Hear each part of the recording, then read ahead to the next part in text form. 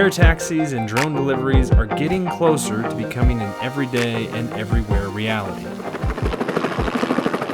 And just this year here in Utah, UDOT showcased the state's first proof of concept for a vertiport, an important piece in pushing forward the future of air transportation. So a vertiport is different than an airport in that these are really sort of micro spaces where you can integrate and move air traffic of different sizes. So whether that's something similar to a size in a helicopter, all the way down to more miniature style air taxis, to really small drones that can deliver products and goods. USU LAEP researchers have been helping UDOT study vertiports for about 3 years now by figuring out where they can be placed in our existing infrastructure. That is a combination of different category and criteria, such as built environment, natural environment, safety zone, some existing transportation.